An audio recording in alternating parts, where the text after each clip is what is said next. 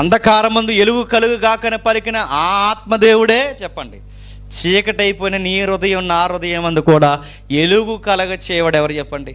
ఆ ఆత్మదేవుడే. సృష్టిలో ఎంత అందాన్ని తీసుకొచ్చిన ఆ పరిశుద్ధాత్మ దేవుడే ఈ పాత సృష్టి ఏదైతే ఉందో మన శరీరం, నశించిపోయిన ఈ శరీరము నూతన సృష్టిగా కూడా మార్చేది చెప్పండి ఆ పరిశుద్ధాత్మ దేవుడే.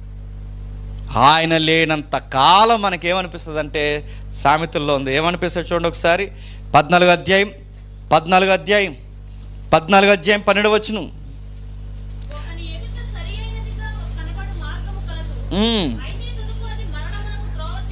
మనకేమనిపిస్తుందట?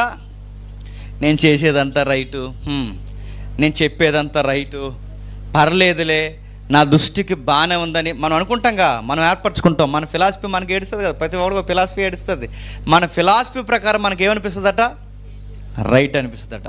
నా దృష్టికి నేను చేసేవన్నీ ఎలా ఉంటాయండి? మంచిగా సరి అయినగా అనిపిస్తుంది. కానీ లాస్ట్ వరకు తెలియదట. ఆ లాస్ట్ సీన్ ఏంటో తెలుసా? అది తుదకి మరణానికి అప్పుడు అర్థమవుతాడు లాస్ట్ మినిట్స్లో. మరి ఇన్ని రోజులు ఇది మంచి అనుకున్నానంటే, ఈ మరణం భౌతికమైన మరణం అయితే సరిపోదు, గుర్తుపెట్టుకోండి.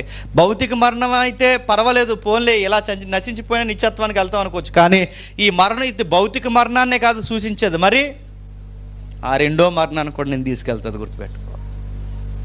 అంటే నైస్గా మనల్ని మోసం చేసేది ఎవరో కాదండి, చెప్పాలి, హృదయం మనల్ని మోసం చేస్తుంది. అది అంటదట, నా దృష్టికి అది ఎలా కనబడుతుంది అంటే, నేను చేసేదంతా యథార్థంగా కనిపిస్తుంది, సరైనదిగా, అది అంతా మంచిగా చేస్తున్నాను, నాకేం కాదు, చర్చికి వచ్చాను, ఎందుకన్నా ఏంటి ఇంకా